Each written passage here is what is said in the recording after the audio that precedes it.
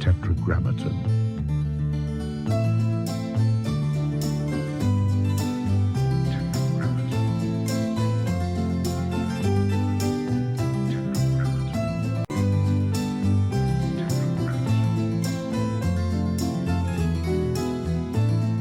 I kind of didn't want to do like a typical rock memoir. I wanted to write a philosophy book like you wrote, you know? That was my goal.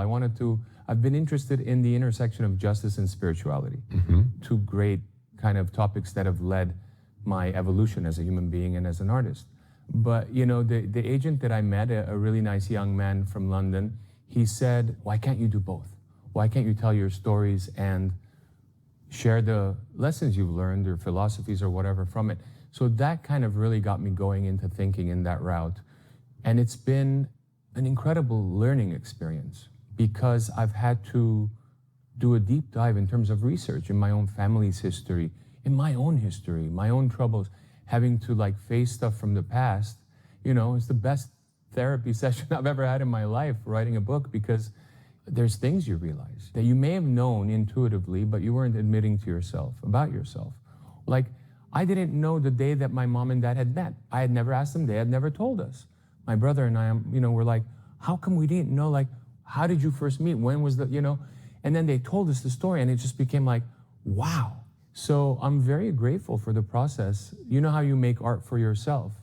In that term, like even if it never came out, I'm grateful that I had this incredible learning opportunity to be able to do this. Did you interview both your parents? I did, yeah. Amazing. And, you know, I interviewed them. I interviewed my older uncle about my grandparents. Great. And things I didn't know about them. So in a way, the book starts with a really traumatic experience of, you know, right after 9/11, the essay I had written and the Howard Stern interview and us being on tour and Toxicity being the #1 record in the country with self-righteous gods. The first System of a Down's first album comes out, it's #1 on the charts, and that's the week of 9/11.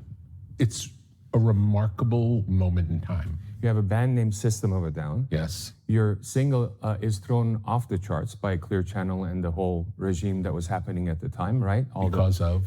Well, not just our songs, but Lucy in the Sky with Diamonds, anything with the word sky or anything, the whole Rage Against the Machine catalog. It was, you know, it was censorship. They were afraid that they were gonna provoke people's emotions by hearing these songs. I think that was the reason given at that time, but it's straight out self-censorship in a democracy, which has really to be reviewed. You know, it's something to be reviewed.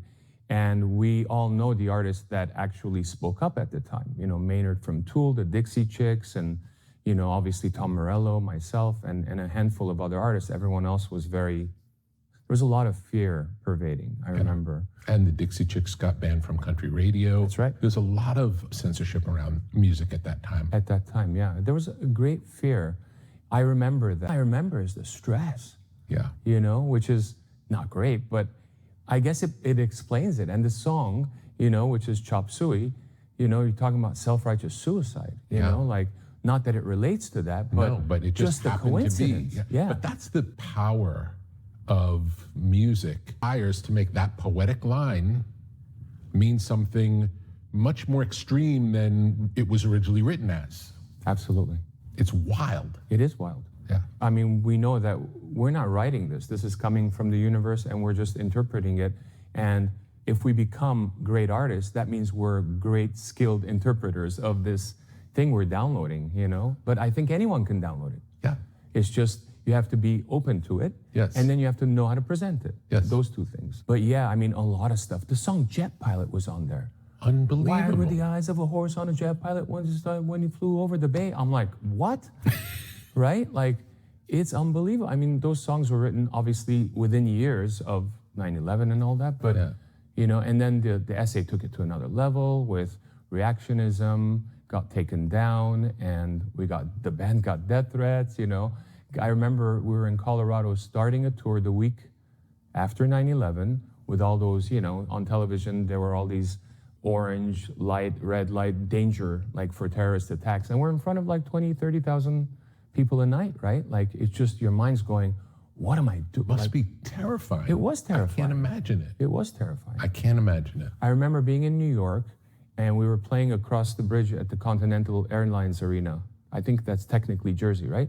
I remember waking up on the bus, getting up and walking down the truck load-in, and there was no one there. No security, nothing. Like I literally walked into a venue the week after 9/11, a venue that's gonna hold 30,000 people or whatever. Yes. After getting death threats. Yeah. And it scared me. And I remember calling, Bino, our manager, and going, you got to call somebody. I mean, we got to have some dogs sniffing stuff here because I got in too easily. That I shouldn't. This is like 9/11. Everyone's freaking out. We're on the road. It's a very strange time. Very strange time. I remember when Rage Against the Machine played at the DNC. Did you come to that, or were you on the? You might have been. I went on the road. day after. Okay. They played the DNC, concert's great, outside, peaceful, everybody's cool, music, and it was far away from the building. And next thing you know, the police come with shields, horses, batons, and firing rubber bullets, which you put into a song. Yeah. And Sweet D, Tom Morello's wife, gets batoned by the police, clubbed by the police. We all had to escape. Never saw anything like it. Yeah. Never saw anything like It was insane. We actually wrote Deer Dance about that. I went the day after, but I obviously read about the event and spoke to Tom thereafter and whatnot. And it's interesting because early in the band's career, we had this one show at the parking lot of Best Buy. I want to say it was Burbank. And we went in, and the minute we went in, we noticed an extreme amount of police presence. And I remember someone coming up to me and saying, it's kind of weird, but they're saying they want to arrest you. And I had just gotten there. Like, I had no idea what's going on. So they were on horses and stuff, literally. Where was this? I think it was in Burbank. In California. In California, yeah. This is early on. This is like 99, 2000 era, right? And so we get on and we play our show. And as a joke, Darren and I were like, oh, look at the nice policemen. Glad they get to hear the music as well. We're having fun. We're not like, The show ends. And they say the police captain wants to see you. We haven't done anything wrong. We haven't broken any laws, right? We have a permit to play there, obviously. So we walk into the kind of conference room at the Best Buy, and Bino was there, our manager that is our mutual friend, and our lawyer, John Blaufarb, was there. Police captain sitting like all the way across, like it was a long conference table. He's sitting all the way on one side, I'm sitting on the other, and there's other people sitting on the side.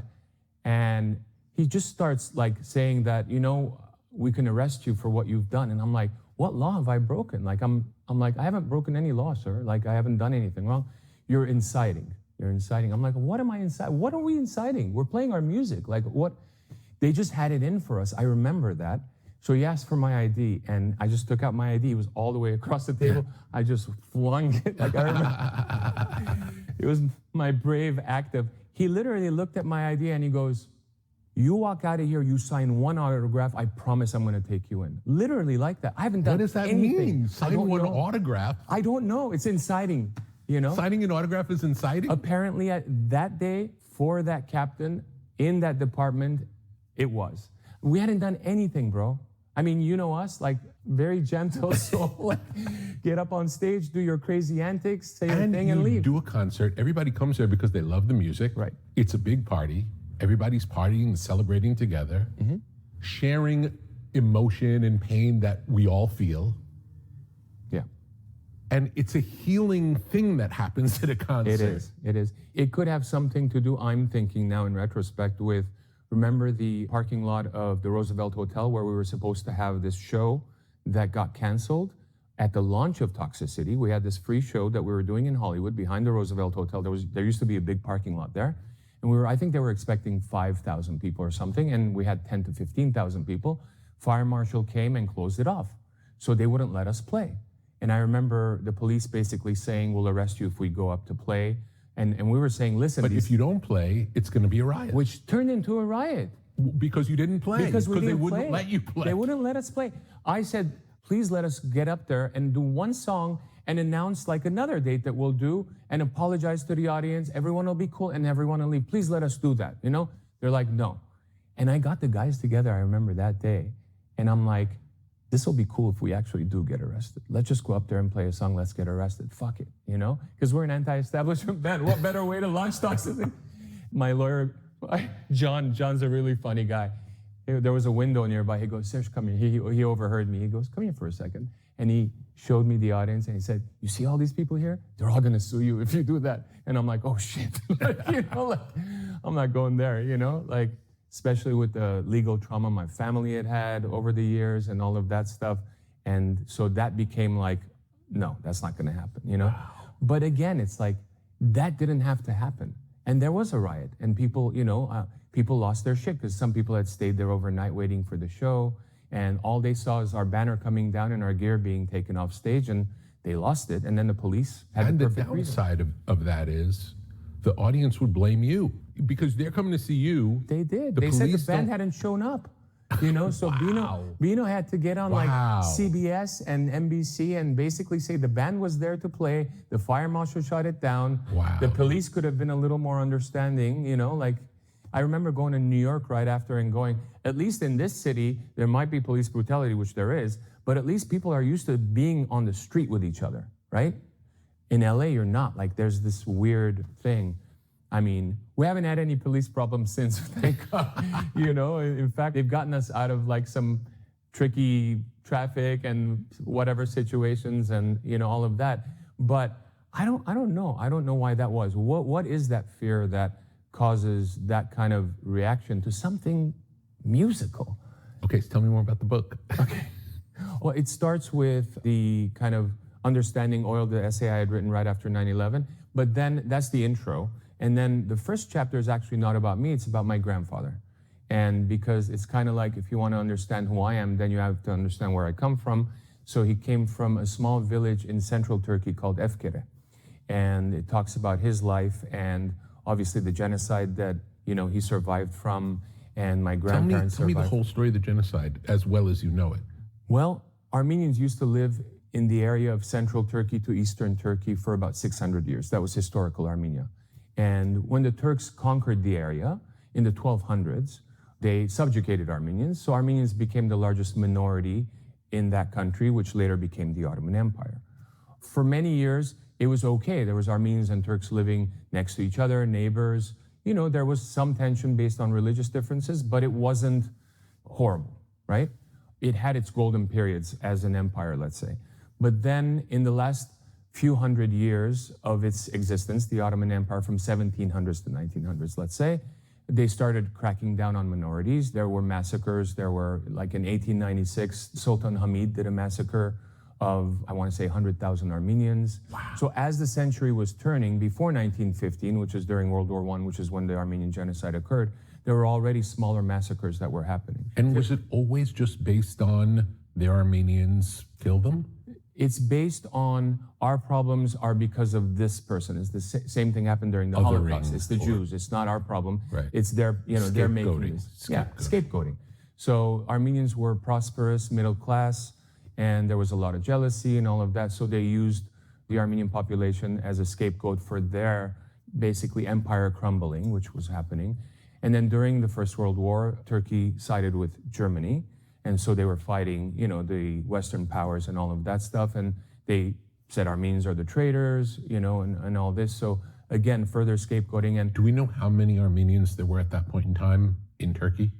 there were a few million, if not more. 1.5 million were massacred. I think Armenians altogether were about 3 to 4 million worldwide at that time. Wow. Yeah. So half of the Almost Armenians half of the on the population. planet. Correct. Yeah. So my grandfather was able to survive through the pogroms. There were pogroms. So what they did was they first came and took the men and said they're enlisting them in the army because it's wartime. But instead of giving them weapons, they gave them shovels and they ended up digging their own graves ultimately, right? Because they killed them all. How did your grandfather escape? So they came to their house. They said, women and children, you have to leave. You'll be back in a few days. Don't take many things with you. Complete lie. And so they were forced to leave. I tell a story in the book about when my grandfather last saw his father, which is a very interesting story. His father had come to America and had come back to Turkey at the time. And they were afraid that he would be imprisoned because the pogroms were starting. So they would say, oh, the Turkish man is here. Like they would pretend he's Turkish so that they wouldn't kind of arrest him. But eventually they did arrest him. and they took him, and my grandfather went to the police station to try to touch his dad and whatnot. And his dad said, don't worry, I'll be back soon. I'll be back home. And that was the last time he saw him. Wow. So he went on this long journey on the pogrom where he lost his eyesight from hunger. He lost his younger brother. He and his mother survived, but his mother and him were separated. And he ended up in a few orphanages, in an American orphanage in Greece, in Istanbul, and then eventually ended up in Lebanon. And then eventually was reunited with his mom. That's a miracle that they got reunited. It is. I mean, all my grandparents, I would say the majority of System of a Down's members' grandparents are survivors of the genocide. They are the few that survived that. I mean, we're here because of those few that survived, wow, which is an incredible thing. Unbelievable. So, 1.5 million. What is the time period? 1915 to 1918. Mm-hmm. What happens after that? Immediately after that? So immediately after that, there were not a lot of Armenians left in Turkey, obviously. Majority of Armenians that were left were basically refugees on what is present-day Armenia, which is to the east, which was an area controlled by Russia. And so they survived, but there were, even after the war, Turkey actually attacked Armenia with an army, and Armenians had to gather an army together and fight them at a battle in an area called Sardarabad. And miraculously, Armenians won that small battle. You know, ragtag refugees. I mean, look, what choice did they have? They knew what their fate would be otherwise, right? And soon thereafter, Russia turned communist, right? And in 1917, 1918, Russia came and basically gave Armenians the ultimatum: you either become a Soviet state or the Turks are next door, they want you otherwise, you know. So Armenia didn't have a choice but to become a Soviet republic, which happened in 1921. So Armenia had independence from 1918 to 21, about 2.5, 3 years before it was basically engulfed into the Soviet Union until 1991. And then what happened in 1991? 1991, all the Soviet republics got independence, including Armenia. Unfortunately, Armenia had a very traumatic kind of disengagement because in 1988, there was the big earthquake in Spidag, an area of Armenia called Spidag. 25,000 people died from the earthquake. It's mostly attributed to corruption and subpar materials, which was very much a Soviet hierarchical kind of graft-based system. And then the war in Nagorno-Karabakh started in 1988, 1989, which lasted until 1994. So there was a, huge kind of war going on. So by the time Armenia became independent Armenia didn't have power, electricity, like a few hours a day. You know, my wife Angela, she's from Armenia. She literally would go to school and they would create a fire in the school to warm up, and in the winter, that kind of stuff. They lived without electricity for many years. And this is in the 90s. This is in the 90s, early 90s. So 91 to 95, But slowly and surely, Armenia started coming back, and it took about 30 years for them to transition from a post-Soviet oligarchic corrupt system to kind of more a, proper democratic and, now Western-leaning nation since the revolution in 2018. Which 2018, recently. Yeah. So much of today's life happens on the web. Squarespace is your home base for building your dream presence in an online world. Designing a website is easy, using one of Squarespace's best-in-class templates. With the built-in style kit, you can change fonts, imagery, margins, and menus, so your design will be perfectly tailored to your needs. Discover unbreakable creativity with Fluid Engine, a highly intuitive drag-and-drop editor. No coding or technical experience is required. Understand your site's performance with in-depth website analytics tools. Squarespace has everything you need to succeed online.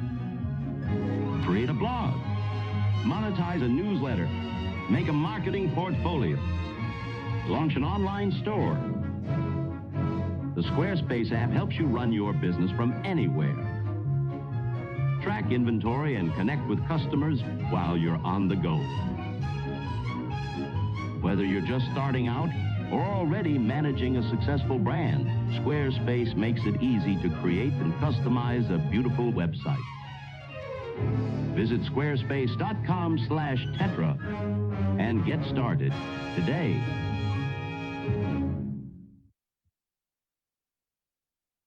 What's the first time you went to Armenia? First time I went to Armenia was, I think, in 99 or 2000. And what was your experience like? My experience was very mystical because, you know, I've been Armenian my whole life, but it was a place. It wasn't real almost, you know? And during Soviet times, like, it was hard to go, you know? I mean, my parents actually went during the Soviet time once to visit family, but, you know. And your parents are from that Armenia, My the parents second Armenia. You're right. So current Armenia is what we used to call Eastern Armenia. I see. And my parents are from Western Armenia, where they did the genocide, which is Turkey. I see. So my parents were never born in Eastern Armenia. I see. And they weren't even born in Armenia at all because they were born in Syria and Lebanon because my grandparents, you know, ended up there from the genocide. After they escaped. After they escaped. Yeah, so my first time in Armenia was very mystical, and it was interesting because I was just experiencing things, the people, the places. I mean, Armenia has, you know, churches and buildings from 400, 500 AD, you know. Europe makes America look young. Armenia makes Europe look young, right? You feel the roots, you also feel people's anxieties and some of the troubles and just everything, you know. But you also grew up in an Armenian community here, probably the biggest one outside of Armenia, yes? Yeah, second, if not the biggest one, yeah. Yeah. So I did, but it was different, you know, of course. Going back to the homeland. Would you say American Armenians are more American and then they're Armenian, whereas in Armenia they're Armenians? Is that accurate or no? That's a good question. It kind of reminds me of, I went to Armenia in 2017 with Anthony Bourdain for CNN Parts Unknown. He did a show on Armenia that I was a part of that I encouraged him to do, which was incredible. And that was one of his last shows, unfortunately.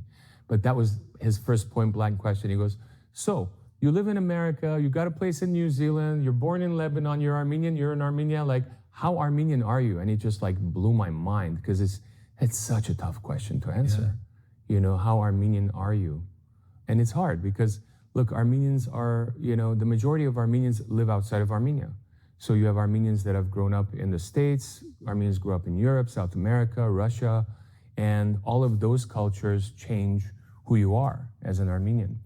I consider it an incredible advantage to be able to have these incredible experiences culturally, to be able to integrate into who we are, to offer our people this diversity, you know, similar to Jews around the world, actually, you know, the incredible diaspora that Jews have around the world and the experience that's gleaned from it. It's one of the things that most excited me about System in the early days, from the time that I first saw you guys play, was the thing that most other people didn't like about your band was the Armenian roots. Right. And to me, that was the best thing about your band because it was so unusual and that it came through in the music, that it wasn't the heavy metal that everyone else was making. Right.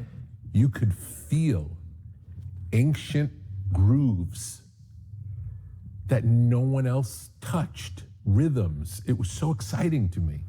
That's awesome. I still remember that first day at the Viper Room. I'll never forget it. You sitting at the top of the little table, whatever it was, because there was people there and you were looking over their heads and you were laughing out loud. I laughed and the whole I loved show. it. When I saw your face and I knew you laughed, that's when I knew you got it. Yeah. You I know? laughed the whole show. And you guys were screaming and angry. Over the and top. I was just laughing. Over the top. It was so much fun. It was, yeah. I remember I don't know if you remember, but I remember the small chat we had right outside the Viper Room right after. And I'm a very shy person by nature. And I had the balls to look at you and I say, would you ever consider producing us? Because to me, it was like a dream come true, if that would happen. And so, you know, thank you. Thank you. It worked out. We had so much fun. Yeah. It's amazing. Yeah. And amazing to share your experience with the world. So beautiful. Yeah, it is. Next time you went to Armenia, after the first time. That would be 2005. I went with my current wife, girlfriend at the time, got to meet her family, got to see friends. Her family still lives there? She does have some family there, but mostly here now. How was that experience different going with a local, essentially? Completely different. Yeah. Because you're starting to see it from the inside. Yeah, you weren't a tourist the second time. No. My relationship with her and my kind of, insider's perspective really lent me to become more of an activist for Armenia than I had before. Because I was an Armenian, I was an activist, but mostly for the genocide, But I didn't know Armenia well enough to really speak for it. Has the U.S. ever acknowledged the genocide? Yes. But it took until 2019, I want to say, so 104 years after the genocide, for the United States to properly, recognize the genocide. And it was first the two houses of Congress, and then Joe Biden was the first president to actually, use a proclamation recognizing the genocide. That said, in the 1970s and 80s, the lower house, the House of Representatives, had passed resolutions about the genocide, but it wasn't both houses. President Reagan had used the word genocide because he used to be governor of California. He knew Armenians, So the word was used, but it wasn't an official proclamation. And, obviously it pissed off Turkey with Erdogan being, the president and how... Has Turkey ever acknowledged it? No. What is the story from the Turkish perspective? So the story from the Turkish perspective, from what I gather, speaking to different friends who are from there, is that when they lost the First World War, they felt like they had an empire that extended to the Balkans, to the Middle East. Now, you look at all these Middle Eastern countries with oil, that used to be under the Ottoman Empire. So for them, they lost so much. In their history books, it says people died, Armenians died, other people died. It was wartime. But that's not true. Of course people died, and of course it was wartime, but the Armenian genocide was a perpetrated, planned, and executed genocide, to a point where the word genocide was actually coined by Raphael Lemkin, who in the, I want to say 1940s or 50s, coined the term talking about the Armenians. He created basically that term to refer back to what happened to the Armenians. And, the interior minister of the Ottoman Empire at the time, Talat Pasha, he sent out communiques basically organizing the whole thing. The army was involved, extra militia was involved. They took out prisoners from prisons. There was a jihad. They created a jihad it wasn't really a religious thing, but they kind of created that as a way of creating kind of that Islamist fervor to go against the Christians, that kind of a thing. But it was a very well-calculated economic thing, as a lot of Holocausts and genocides are. We're still seeing art looted during World War II that's being returned, to their rightful owners and through lawsuits and all this stuff. They gained a lot by taking the homes, the wealth, the businesses, the assets of 1.5 million people. That's huge, What is the state of Armenia now? The state of Armenia now is still very vulnerable, unfortunately. In 2020, Azerbaijan decided to attack an enclave known as Nagorno-Karabakh, which was fought over from 1989 to 94. And basically, those people have been living on those lands for thousands of years. It's part of the old Armenian kingdom. It's part of the oldest Armenian lands. During the 1920s, against the decisions of the Soviet, I don't know if it was the Politburo or the organizing committee, to grant those lands to Armenia, Stalin himself unilaterally decided, no, I'm going to give it to Azerbaijan. Same with another Armenian territory, Armenian populated and historical Armenian territory known as Nakhichevan, he gave to Azerbaijan. So Azerbaijan legally, under Stalin's decision, had those laws, but these Armenians have been living there for thousands of years, and they've been massacred by Azeris as well in the 1920s, etc. So instead of making peace and finding a way to be neighbors, Azerbaijan attacked during COVID in 2020. Wow. During COVID. And 5,000 Armenians died and about 6,000 Azeri soldiers died, which was horrible. A young generation of men gone, I remember COVID hit, we were all like scared, we were all in our homes and what to do, this, that. But once there's a war, you're like, COVID's out the door, right? Like, who's worried about masks when bombs are falling, you know? So after that, in 2021 and 2022, Azerbaijan invaded Armenia proper and holds about 150 kilometers of Armenia now. And there's weekly threats. They still fire across the border and sometimes within Armenia itself, because they're within Armenia itself. As of last year, in September, Azerbaijan attacked the population of Armenians living in Nagorno-Karabakh, 120,000 people, and those people had to leave because they were going to die. That's after 9 months of them being starved by an illegal economic blockade that Amnesty, Human Rights Watch, International Court of Justice had 2 decrees against Azerbaijan for trying to starve these people. For 9 months, they starved them, not letting any food or medical supplies in. Then they attacked them. What changed from the 1920s till the 1980s? Why did this start? If you don't really want to think about the issue, you could say that it's contested territory. And that's what major media usually say, oh, contested territory, because they're contesting this area. But it has But a lot. it had been at peace for 100 years. Azeris and Armenians were living there next to each other for a long time. But after the genocide, I think the genocide itself and what was, the perpetration by Turkey of the genocide, Azeris are Turkic as well. I mean, they're Shia, they're not Sunni, unlike the Turks, but they're very much Turkic. They call themselves one nation, two peoples, or something like that. So they were encouraged by those same pogroms. And in the 1920s, in Shushi, which is a part of Nagorno-Karabakh, there were massacres of Armenians. It's just difficult. I always say I wish our forefathers had picked better real estate, because your neighbors suck, I mean, I'm not putting down people, obviously, No, because of I have course. Turkish friends. Of course. But I'm talking about ideologies. I'm talking about heavy religious vibes, that really subjugate entire populations to their kind of thinking. It's a tough area. What religion is practiced on either side? Armenia is actually technically the first Christian nation. It's the first nation that adopted Christianity as a country in history. I want to say it was 301 Wow. AD, yeah. While it was spreading in Rome, before the Byzantine Empire took it up as its official religion, Armenia was the first to do so. And in a way, it's worked against us because of our neighbors. So Turkey's Sunni Islamic, Azerbaijan is Shia Islamic, Iran is Shia Islamic. Obviously, those are the 3 immediate neighbors. Georgia to the north is Christian, Orthodox, like Armenia.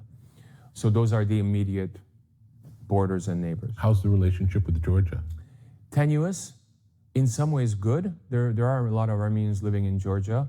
They're both Christian, there's that, but there's also... They don't have the ideology issue. They don't have the ideology issue, more of typical economic, neighbor, type of issues. Some good, some bad, better than the others, obviously.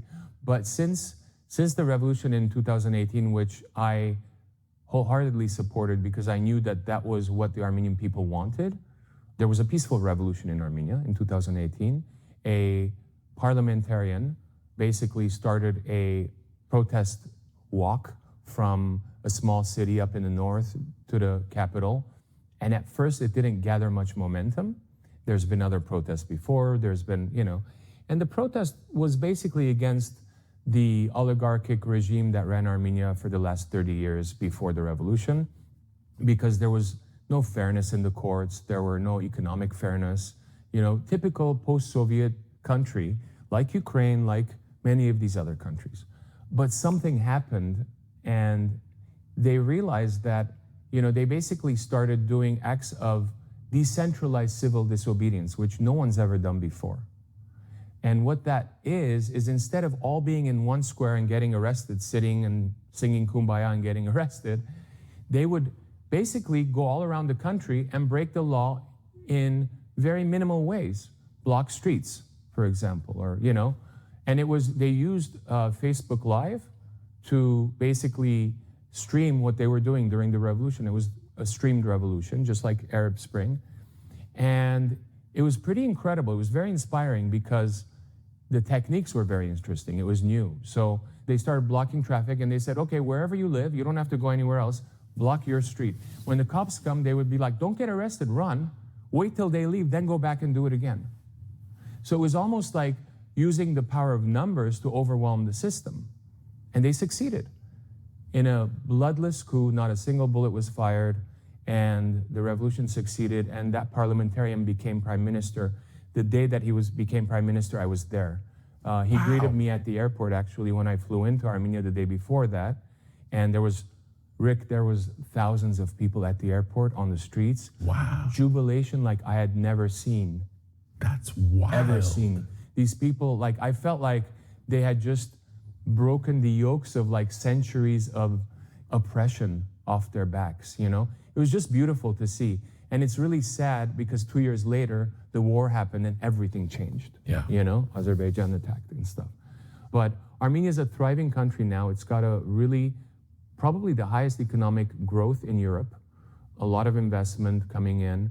It's pivoted to the West specifically because, irrespective of its kind of Soviet-era alliance with Russia and the poor man's NATO, which is the local Russian-led military alliance, it got thrown under the bus by Russia because it allowed Azerbaijan in its territory, it allowed Turkey in its territory, it allowed the massacres, the wars, and all of that. It didn't, you know, you have a bilateral defense agreement with another country and they don't come, then, you know, not just that, but they're actually in cahoots with Turkey and Azerbaijan for sanctions evasion.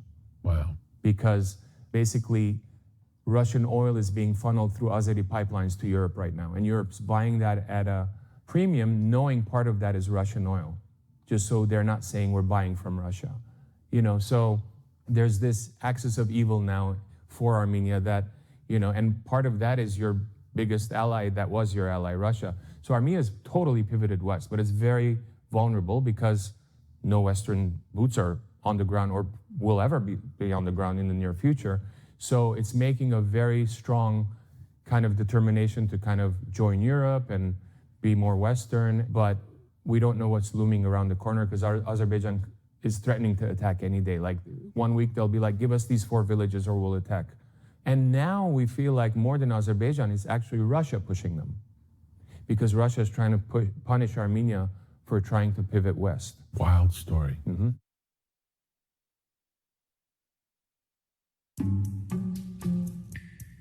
It has been cherished in tribal wisdom traditions for thousands of years. Indigenous peoples the world over have used this plant-based compound in spiritual, healing, and ceremonial rites and rituals for centuries. More recently, it has been shown to increase alertness, improve focus, elevate mood, enhance cognition, heighten reward sensation, and more.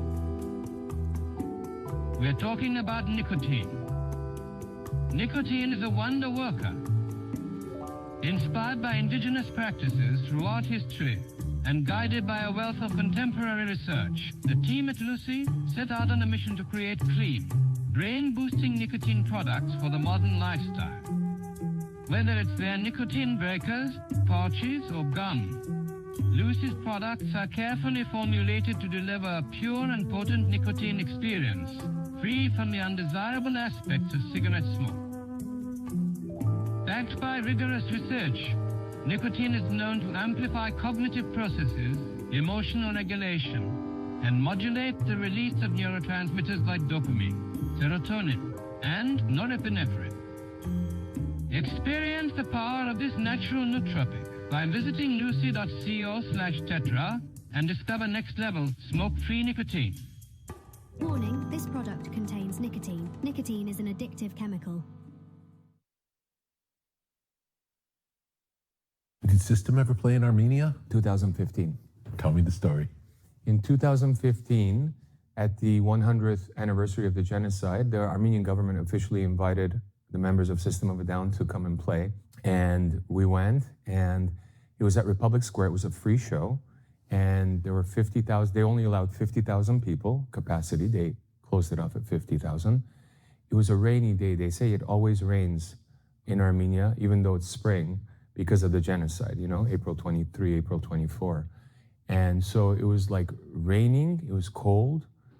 And I remember huddling with the guys at the hotel before we took off.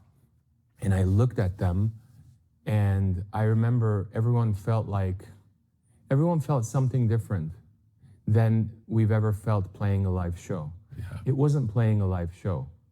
It was doing something way beyond. That's what it felt like. Yeah. And for me personally, it felt like the top of the mountain for System of a Down. Like after that, whatever, you know? Yeah. Like it felt like if that is all that we had achieved, then we've already achieved something amazing. Yeah. And the show The was 100th incredible. anniversary of the genocide to 50,000 Armenians in Armenia outdoors in the rain. Yeah, It sounds unbelievable. it was epic. It was epic. And System are celebrated in the Armenian community. Absolutely, yeah. As their own. We are probably the most popular Armenian band in the world Yes. for Armenians, right? Yes. Like, you know, we are the band. There's no other, you know, there's other musicians and, Yeah. you know, but we are the band. And so, yeah, that was incredible. And I remember when I met, during the revolution, when I met the current prime minister of Armenia, he was at that show with his wife. Wow. And he told me, he goes, if you guys can bring 50,000 people here, I don't see why we can't bring people into the streets and change Armenia for good, you know, that kind of thing, which was amazing Wow. to just hear, you know? Wow. So it was a powerful show in many And that's ways. exactly why the police didn't want you to get on stage. Coming all the way back. Exactly. They knew what exactly they were why. doing. They knew what they were doing. Yeah, exactly. Well, music does have power. Yeah. We know that. What was the emotion? It's undescribable, Rick. It was nothing I've ever felt before because it wasn't about playing a show. It wasn't about doing an act of solidarity or protest. It was all of the above and beyond. Yeah. It felt like the perfect show. Yeah. It felt like Did it feel like a dream? It felt like a dream. Yeah. It I did. could imagine. It Because did. as hearing I was this, lost in it. it sounds hard to grok the experience. It's too much. Yeah, it is too much. Yeah. I remember looking at the guys and just thinking, this is where we're meant to be. This is why we were created in the first place. It felt like you finally realized why you're a band, Yeah. you know? I'm not talking about activism specifically or something. It's more emotional and spiritual that this is where we're meant to be. And everything we've done and everything we're experienced brought us to this day. You don't feel that at every show. You don't feel that at every occasion. Did it strike all the members as emotional? Yeah. Yeah. I mean, Darren at first was hesitant about going. He had his personal reasons and all of that, which we dealt with. But once he was there and once we were faced with what was happening, he was overwhelmingly, like, incredibly taken back by it. In fact, he decided to stay in Armenia longer, like he changed his flight back and stuff. Wow. I was on stage, I remember between songs, like Darren was playing this beautiful guitar line and it kind of made me just talk, you know, as I do. And I literally saw my grandparents looking over us, you know?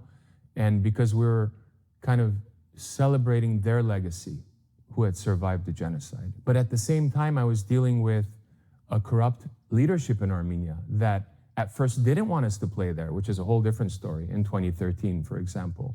So I was dealing with those issues. So I was basically thinking of my grandparents, but also kind of talking geopolitically, you know? And at the time, I think Obama was president, and I said, you know, it's a shame that as a candidate, Obama promised to recognize the genocide, but as president, he's failed to do so like all the rest, you know? And Russia, you know, they had recognized the genocide, but I said something like, it would be nice if we can look at each other eye to eye, not as a client state to a master kind of thing, you know? And then I criticized the Armenian government from that stage in the country, but in a smart way. And I said, you know, there's depopulation, there's economic inequity, there's inequality in the courts, and we've come a long way, but there's a lot of fucking work to do, you know? So it was this incredible moment that will not be replicated in my lifetime. Yeah. Was it filmed? Yeah. Great. It was actually streamed. Rolling Stone streamed it live. Immediately, like millions of people were watching it around the world because it was such an amazing. It's still on YouTube? Yeah. Fantastic. How do you describe what makes System of a Down System of a Down? I think it's our unique personalities. You know, when you're making a dish with 4 really diverse ingredients, you take one away and try to replace it, it's never gonna work. It's just who we are. And it doesn't matter who's playing what instrument or what it is just the combination of four of us, you know? This is the wonderful advantage of the book, that it just kind of opens up the memory logs. I was thinking of the first day Darren and I actually sat down and just harmonized, you know? We weren't in a band together at the time. He was playing guitars for this other band that we were sharing, and I was playing keyboards for a band, and we were sharing studio space. And him and I got to know each other, and I realized he was 16, you know, and I was probably like early 20s. And I realized how dedicated he is to music, how serious he was to music. I remember he held up his guitar and he started playing something, and I started singing, and then he harmonized, and I think we both stopped and looked at each other, because that harmony was something I had never heard. Yeah. Our voices harmonize in a very, very unique fashion. Yes. And our tone's completely different. Yes. But together they have this really interesting thing. And that's when we looked at each other and we realized there's something special there. I remembered that the other day. Beautiful. So I think it started with that, obviously, that because Darren and I first connected before any other band members joined. But then it's the four of us. It's what we do together. It's what we feel on stage together, and what comes out of us because of the other. When we jam on stage, for example, or even in a rehearsal studio, someone's playing something, not necessarily a song that we've written or anything like that. We have an interesting way of grabbing that and turning it around ourselves, and someone grabbing it and it's how you play off each other that's unique. Mm-hmm. I think a good band has that. That's it's probably not just these are your parts. The difference between being a solo artist and being in a band is that what comes from the collaboration is unexpected. Right. Yeah. You know, someone decides to put in a part that you would have never thought of. Correct. And the way those two parts bounce off each other creates something new, a third thing. Yeah, absolutely. Yeah. And it's also the multiplier effect in terms of power as well. Yeah. The 1 + 1 becomes 3. Tell me about the early days of being on the road. How much of a grind is it, or was it? You know, I think I was a little older than the other guys. I was like hitting 30 and they were in their early 20s. And I think also that music was a later love in life for me. You know, I had all these other experiences. And when I thought of doing music, I always thought I was going to be in a studio every day creating. Like that was my vision. I didn't know that, you know, you make the music for 6 months, you record the music for 6 months, then you tour for 2 years, right? Like, yeah. And you're making videos and doing press and all this other stuff, which is not making music. But you thought of it, your idea of doing music was being in the studio making music. Pretty much. Yeah. Creating.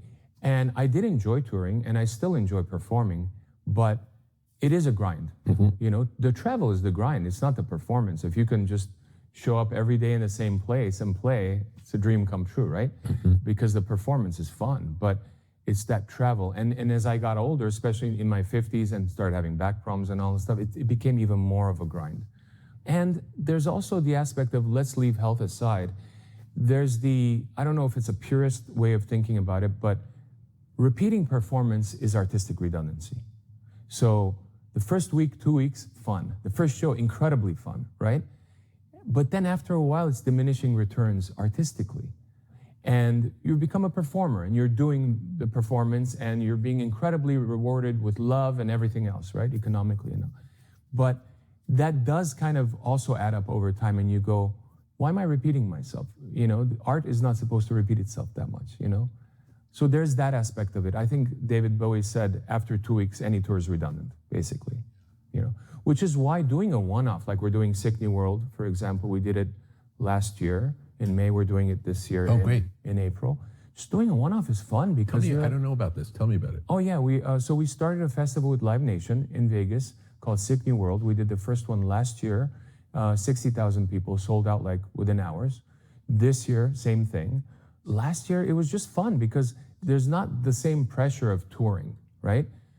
Doing so many shows. Oh, you know, I got sick halfway through, or this happened, that happened, you know? It's more like you rehearse, you laugh, you know, with the guys, and then you go play this one show, and it becomes special, like the Armenia show, you know? It just becomes special. It's an event. It's an event. Yeah. You know, you enjoy it. You know, your friends are there because it's an event. It's not like, okay, now we're in Oklahoma, now we're in South Carolina. You know, it's like, it's special. So performing when it's special, like for example, I was doing this in April, I did an orchestral event at CSUN's Soraya Theater. You know, I had like 5 incredible soloists, singers, a choir, a 20-person choir, and an orchestra. And I had written music for it. Beautiful music, very piano, moody, kind of with strings. They offered me a second night because the first night sold out. I said, thank you, but no, you know, let's keep it one, let's keep it special. Same thing. Like there's something about it not repeating and it just being a one-off event that just makes it more interesting. Yeah. Tell me about New Zealand. New Zealand's incredible. I went to New Zealand the first time in the year 2000 or 2001 with the band for a tour called the Big Day Out Tour, which is no longer around, but it was a great tour. And I had this incredible intuitive sense of belonging from the minute that we were there. And this pervasive peace, this incredible greenery around, and I was just so curious. Is it the visual thing or is it more than that? Is it like what you saw or what you felt? It's both. So I started exploring it. I kept going back every year and, you know, vacationing there, looking at different parts of the country and traveling and whatnot. And it was a dream of mine to get residency and get a place there, which I was able to do, which was amazing. Yeah. You know, it's great being in a place where the land is clean, the water's clean, the air is pure. You know, it's healthy food, I believe. Healthy, very healthy food. The fish is incredible. So we grow stuff. We have a little farm. We grow stuff on the farm, a lot of fruit trees, you know, veggies and whatnot. And it's just, more than anything, my mind slows down, you know? It kind of balances out LA living for me, you know, because here it's all fast, fast, fast, right? Too many things to do, too many projects, which I enjoy each and every one. But I need that. I need it. I need that slowing down. And I still work there, but at a much slower pace.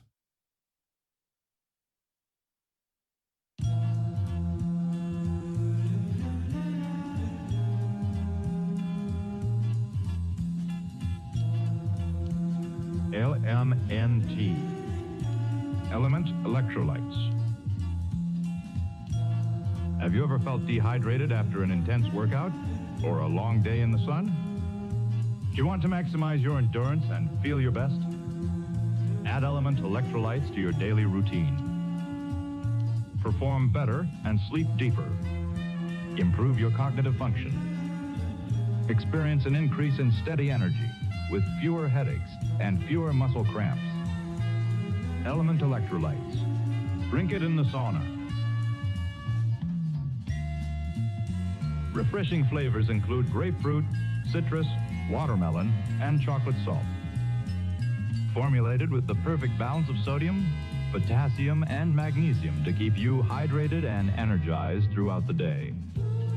These minerals help conduct the electricity that powers your nervous system so you can perform at your very best. Element Electrolytes are sugar-free, keto-friendly, and great tasting. Minerals are the stuff of life.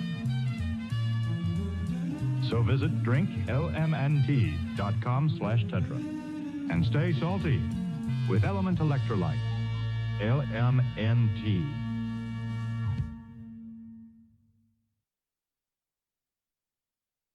Do you have big picture revelations when you slow down? Do you get to see things that you don't see when you're focused on the daily routine? Sure. One thing I like about New Zealand is it's changing, of course, over the years, over the last 20 years. But the original, one of the reasons I went there was political neutrality. I like the fact that they were non-nuclear, that they were politically quite neutral at the time. That's changed over time. How has it changed? It's become way more aligned with Western interests militarily and all of that stuff, economically, militarily. During Helen Clark's time as prime minister, it felt like they had their own path. They were forged their own path. I remember during the Iraq War, when I went to New Zealand, the foreign minister of New Zealand at the time kept on saying, why is America in Iraq? Like on TV, which you wouldn't see anywhere else, for example, right? Any Western country, let's say. But it's not like that now. It's like kind of more on board. But, you know, it's still a unique, special place.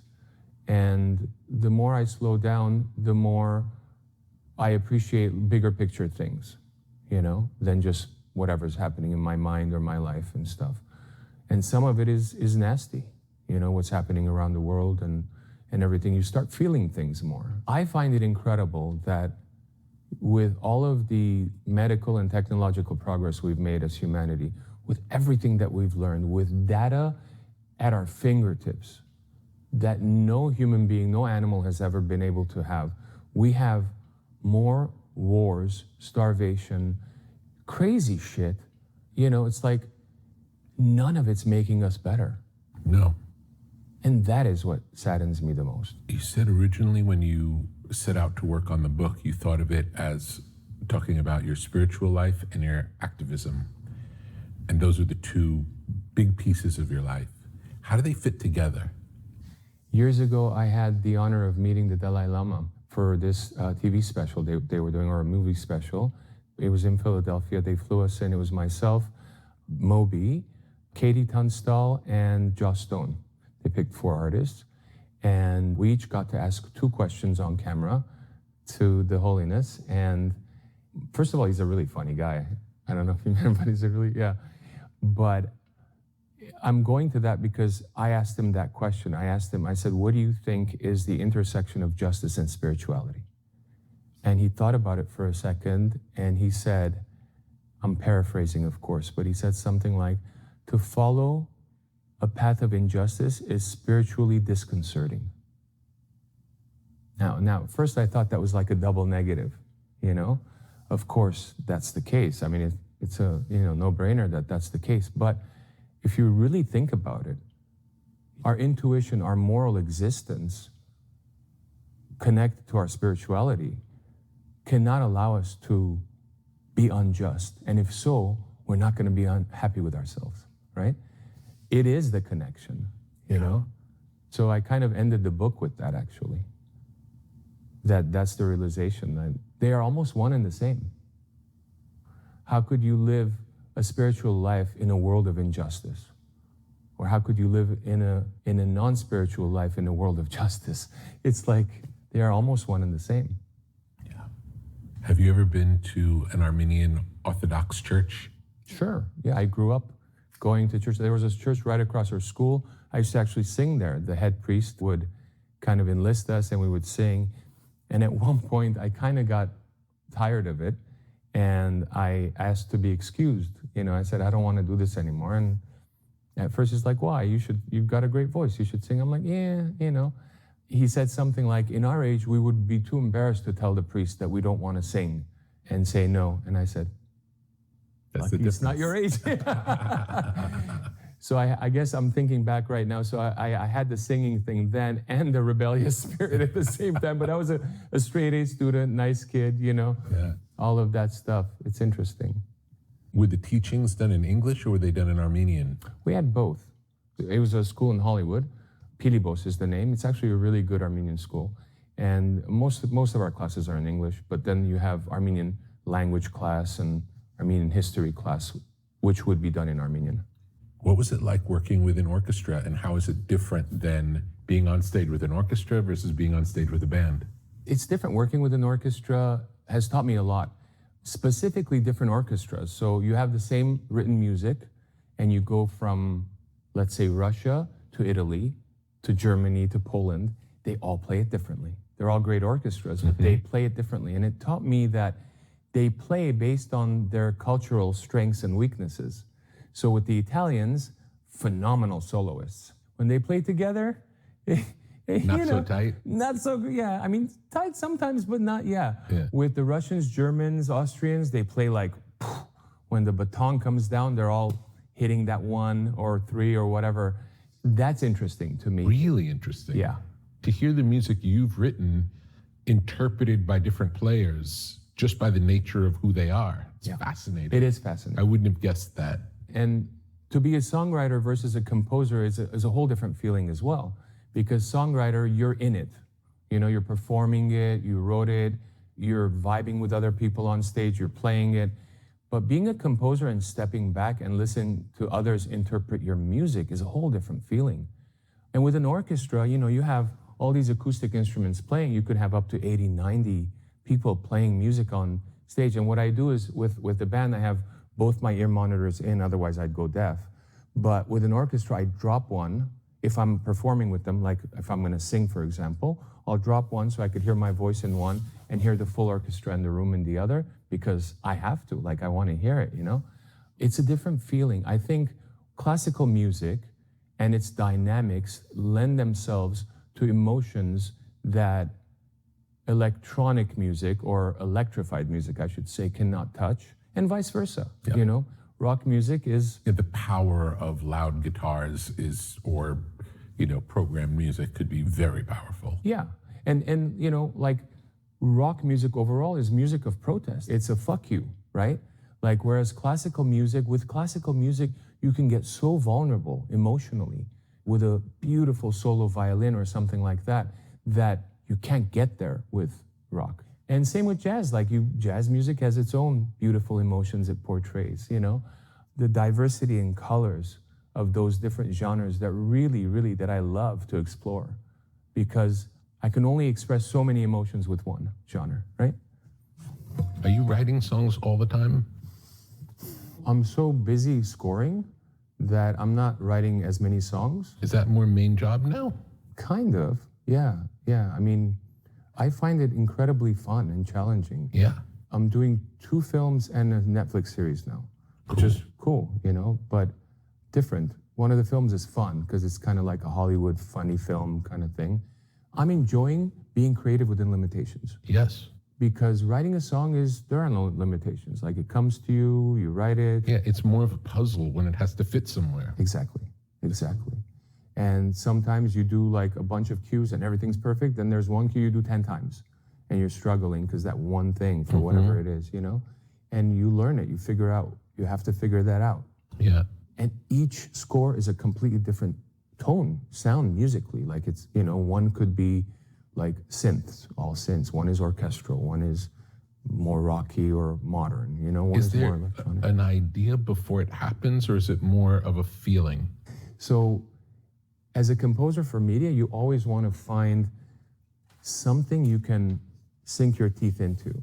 So, conversation with the director, for example, you're always looking for something that musically makes sense, right? And that's where you will eventually figure out what you need to do. So in my conversations with the director or a creative producer, whoever's making decisions, I try to get the tone, but they don't know the tone. So you have to kind of be like, what are the emotions you're trying to portray? What type of instrumentation are you thinking of? Sometimes it's, I don't know.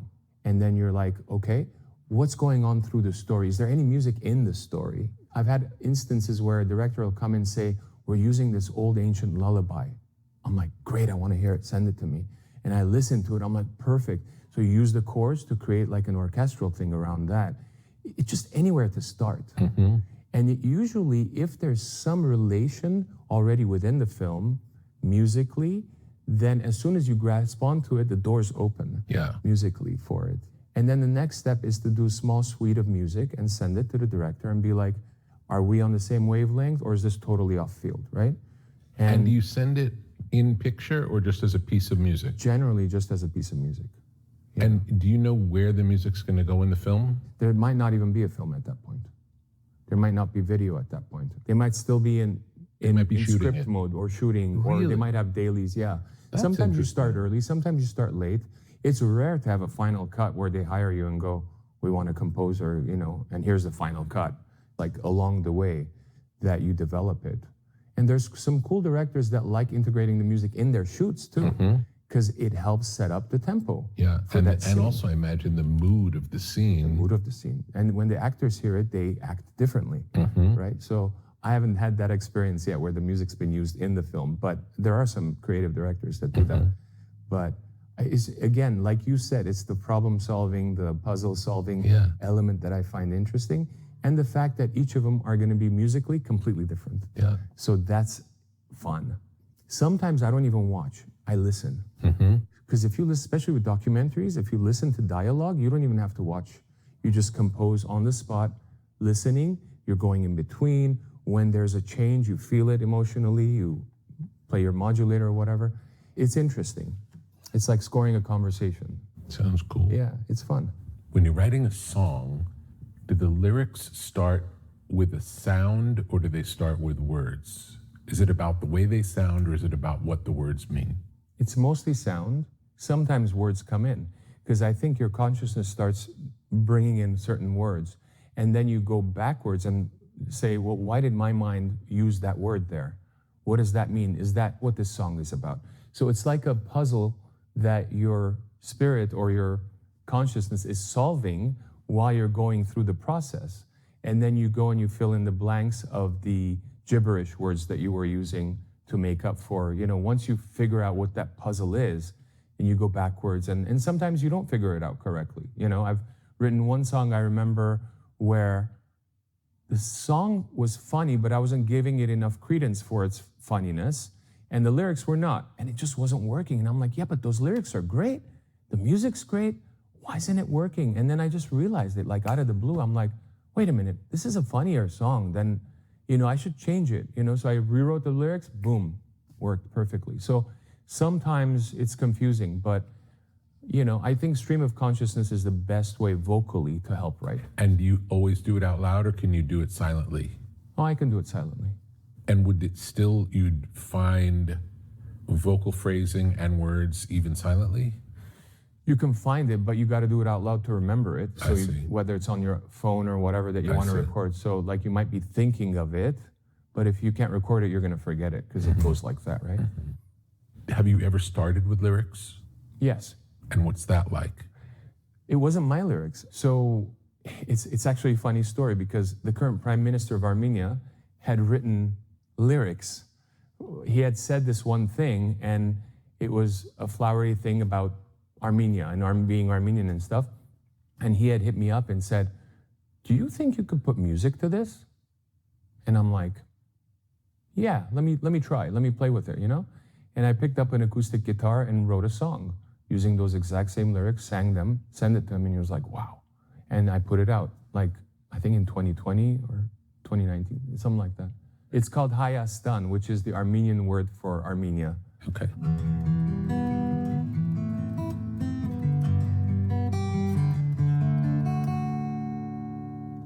Հայաստանը մի երկիր է, ուր ջամփերն են մոլորվում, խորովածի գրագի շուրջ ընկերներն են մոլորվում։ Հայաստանը մի երկիր է, ուր աշունը չինչեդա, ու շողում է խաղողի պես, քինիները անաբար։ Հայաստանը Մրկաստան է, Այկեստան է ծիրանի, չոր լավաշով լիմարան է, սմբուկտան է զնդանի։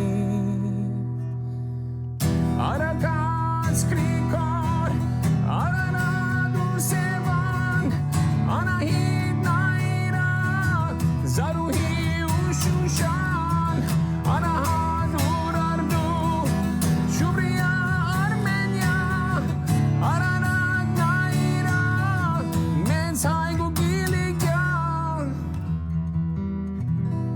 Beautiful. What do the words mean? It's basically talking about Armenia. Armenia is a country where the roads get lost. Friends gather together around a khorovaz, which is kebab, basically fire. Armenia is a country where the autumn is serene and warm, and pure wine shines in grapes. It's very visual. Armenia is a land of fruits, a garden of apricots, a cellar full of dry lavash, a ringing thump of an anvil. And then the chorus is the names of all of the capitals of Armenia historically. I love it. Thank you. Want to play anything else? Anything you feel? There's a song I did with my dad. Yeah. Should I play it now? Yeah.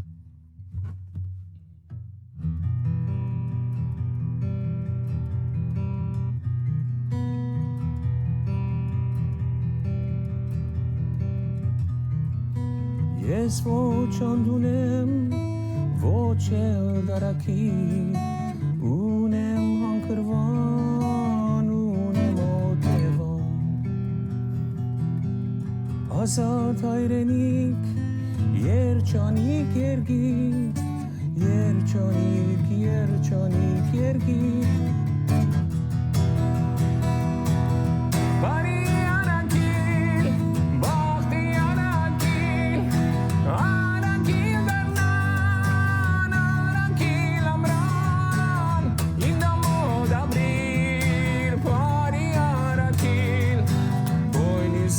زرین باردوگا دارین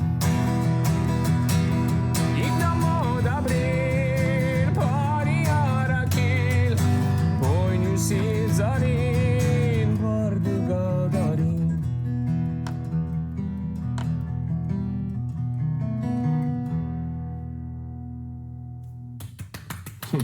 That was great. Finally got the chorus down. How would you do it with your dad when you were a kid?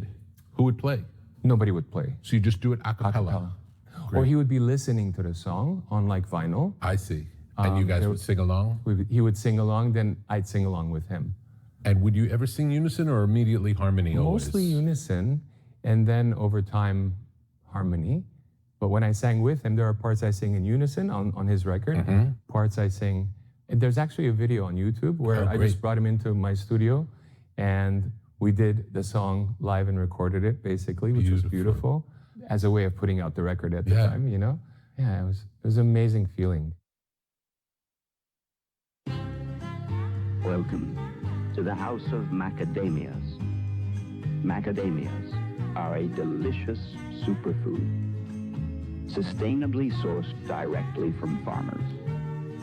Macadamias, a rare source of omega-7, linked to collagen regeneration, enhanced weight management, and better fat metabolism.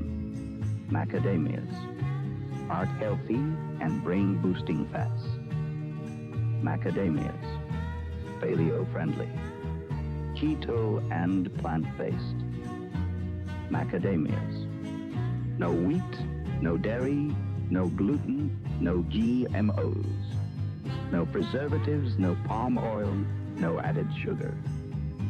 House of Macadamias, dry roasted with Namibian sea salt, cracked black pepper, and chocolate dipped. Snack bars come in chocolate, coconut white chocolate, and blueberry white chocolate. Visit houseofmacadamias.com/tetra.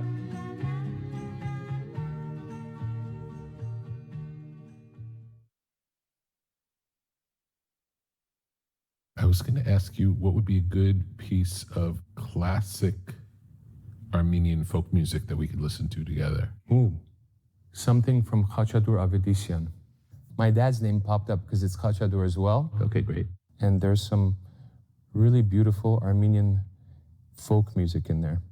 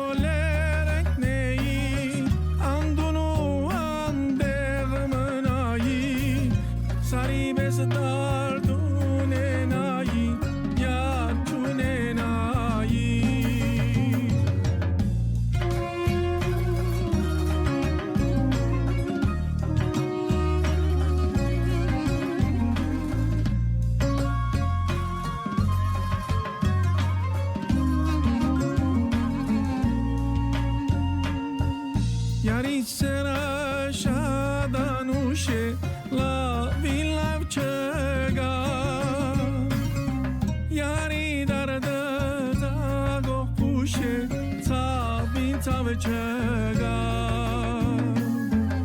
yari sera shadanushe la bilav chega yari darda zago pushe tabin tavchega kasrena ra churda vaza anmahagane elchi hakchi urda vaza hokigane yani choler neknei andunu andermanayi sari besdar dunenai yar chunenai yani choler neknei andunu andermanayi sari besdar dunenai yar chunenai.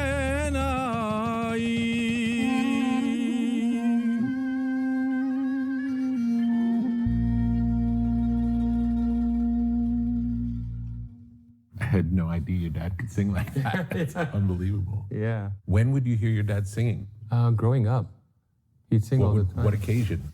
Family get-togethers and stuff. Like he would just start singing. He has a very emotive voice, and Would he sing a cappella or? yeah, he'd sing a cappella mostly. Yeah, but when he grew up, it's got. I've written about him in the book in the sense he's got an interesting story because he was a musician growing up.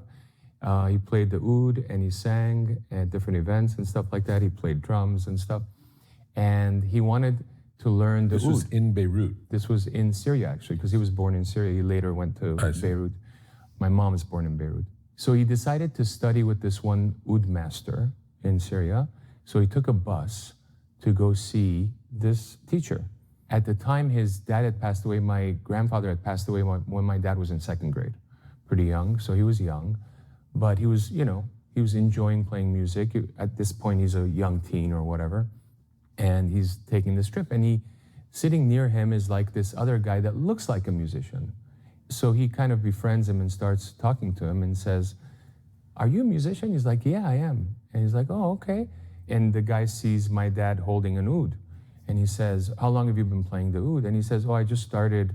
I'm going to take classes, from this one master." He's like, "What's his name?" And he knew him, obviously, because small world kind of thing.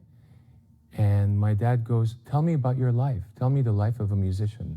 And so this guy gives him like this whole kind of brief history of his life, the ups and downs, the tragic part of the music world, and whether it's drugs or being on the road away from family and, just all of that stuff.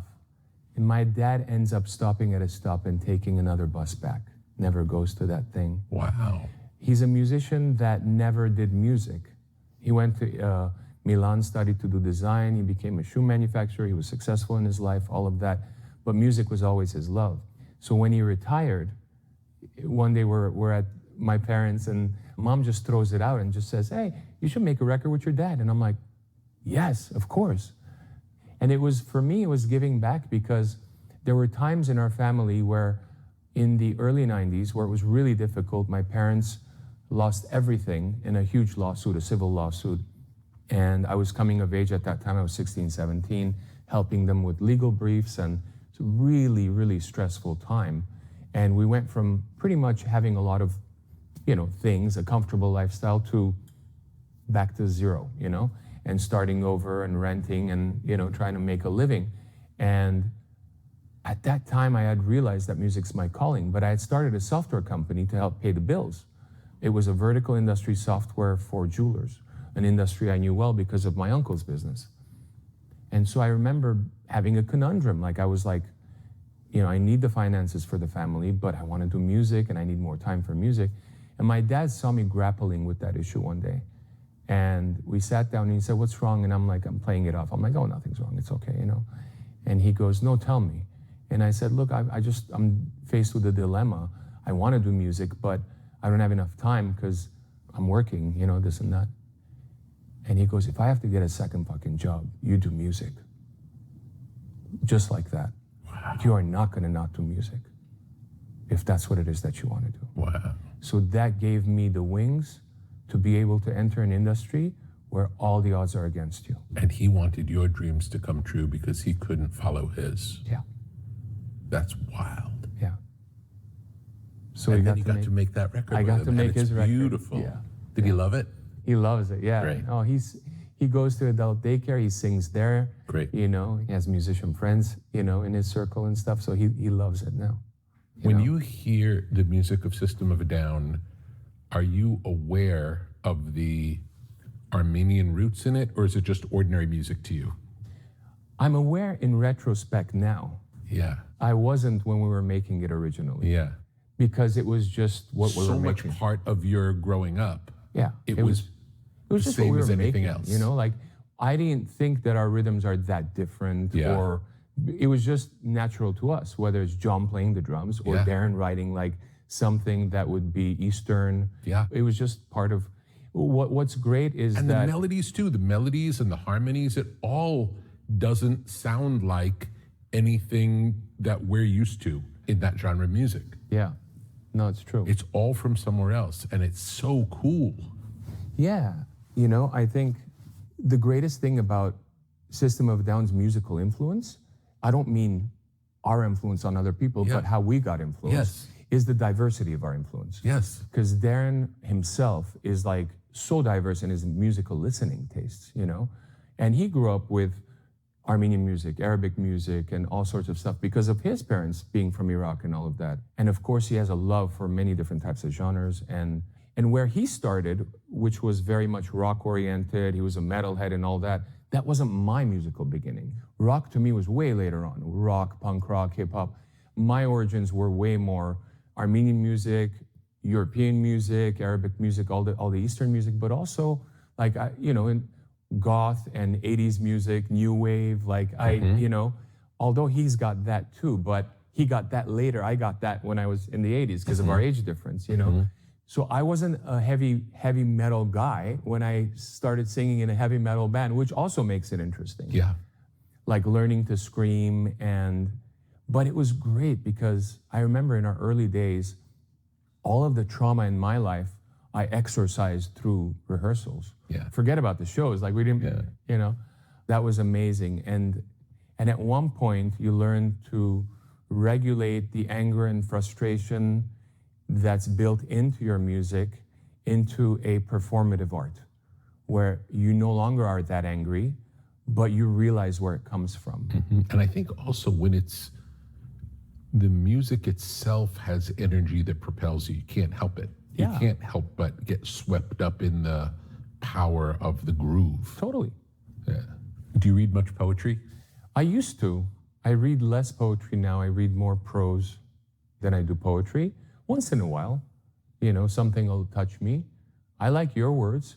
They come to me as poetry, whether you intended for them to be or not, because they have weight to them. Each word is weighed, and no unnecessary ones are there. I think that's good poetry. Thank you. What are your typical reading habits today in prose? Audiobooks. Yeah. More than anything. I've been listening to a lot of memoirs. I just listened to Flea's, Geddy Lee's, a lot of music memoirs. Anthony Bourdain's, I've already heard Kitchen Confidential, but I listened to the second one, Medium something. Great. Yeah. I love his writing style. What was he like?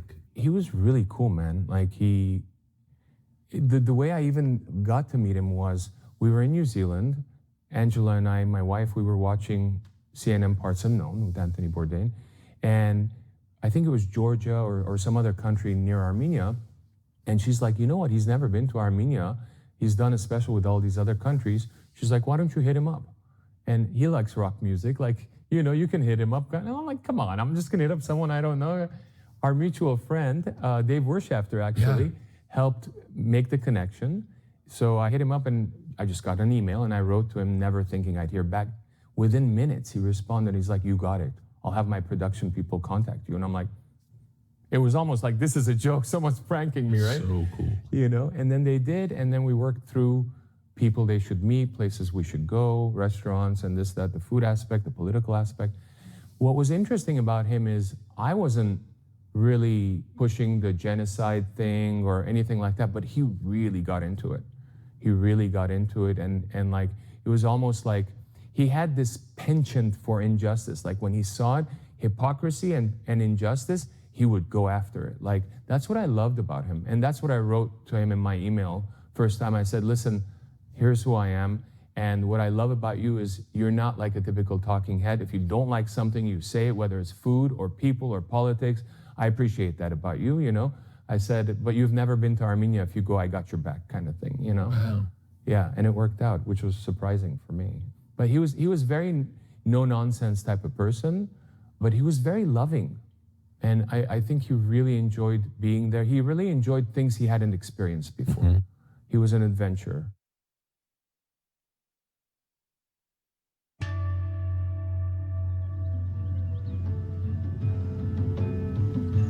What may fall within the sphere of Tetragrammaton? Counterculture? Tetragrammaton. Sacred geometry? Tetragrammaton. The avant-garde? Tetragrammaton. Generative art? Tetragrammaton. The tarot? Tetragrammaton. Out-of-print music? Tetragrammaton. Biodynamics? Tetragrammaton. Graphic design? Tetragrammaton. Mythology and magic? Tetragrammaton. Obscure film? Tetragrammaton. Beach culture? Tetragrammaton. Esoteric lectures? Tetragrammaton. Off-the-grid living? Tetragrammaton. Alt spirituality? Tetragrammaton. The canon of fine objects? Tetragrammaton. Muscle cars? Tetragrammaton. Ancient wisdom for a new age. Upon entering, experience the artwork of the day. Take a breath and see where you are drawn.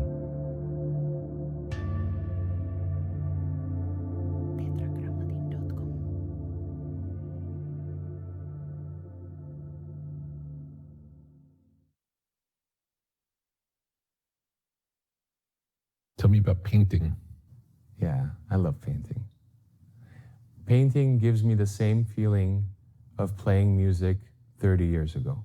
Wow, because you've done less of it over the course of your life. There's less intellectualizing of it, so more being lost.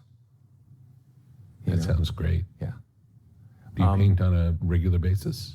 I do. I paint more when I have an exhibition to prepare for and stuff, but I paint on a regular basis, and all my paintings are musically scored.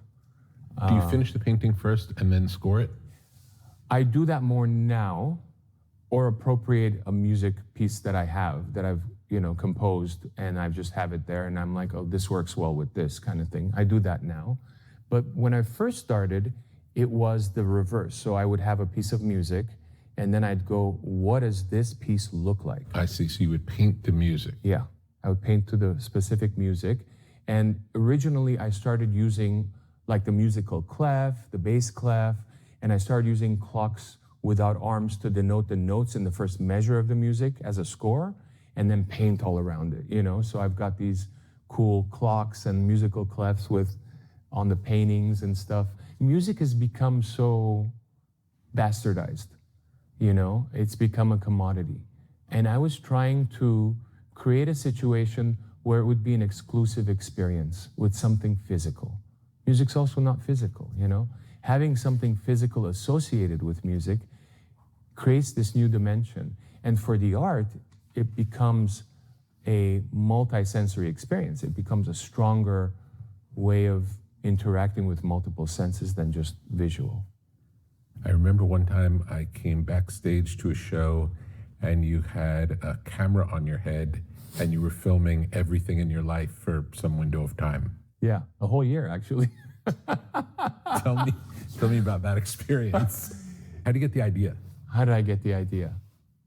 I must have seen something POV, like from a person's point of view with a camera strap. I don't remember what it was, but I must have seen something. It was the year 2011, I remember that vividly, and it was going to be a very busy year work-wise. And I thought to myself, this is going to be an incredibly diverse year, because it was the first year I started touring back with System, 2011. I was doing a symphony called Orca, which I did in Austria, in Linz. I was doing a solo rock record, touring with my backup band as well as System, touring with orchestras around the world. and also wrote a jazz record that year. So I was like, I got to record all this because I don't know how this is going to turn out, kind of thing. So I started strapping a camera to my head, and at shows, at everything. Like I remember Rock in Rio, I have from that camera. I had it on my head in the beginning, and the audience is bouncing. You see that wave because the music reaches them later, and so it's a wave, you know? And then I put the camera down on Chavo's bass rig, and of course the bass shook it. So it became like Batman in the 1960s, that diagonal view. For me, there was also something incredibly psychological about it too. I had inhibitions about working with the band again, because it had been 6 years, 5, 6 years, whatever, which is really not a long period of time. But with the things that had happened in the last days of Mesmerize, Hypnotize, and I had these inhibitions. And for me, being able to see behind the camera rather than through my own eyes, even though I had the camera and my own eyes, was a way of me dealing with it and processing it. It's really interesting. But I didn't realize that until later, of course. Yeah, no, but that's a really interesting point. It just made me more comfortable. Yeah. And you could also then go back and look at, I remember this happening, and you could watch it. It's like, oh, it didn't happen exactly like that. Or Yeah. Oh, it was fun. I was playing around. So I had 3 cameras from what I remember. One was like a GoPro where you see it and it's like, oh my God, that looks horrible on your head, right? But the other one was spy glasses. Wow. I didn't reveal anything or do anything bad, but I was just, again, it was a way of me, I was just trying to understand my own steps. Did you ever do a project with all the footage? I did.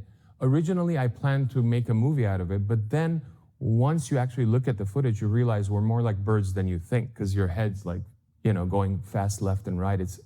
A lot of it becomes unwatchable. And without a story, visuals mean nothing, right?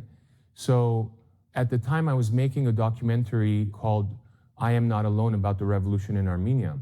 And my director friend, Garin Hovanesyan, was also involved with me, and I gave him all this footage, and I said, I don't know what to do with all this footage. I want to make a film, but I'm not sure what the story is. Can you help me hash it out, you know?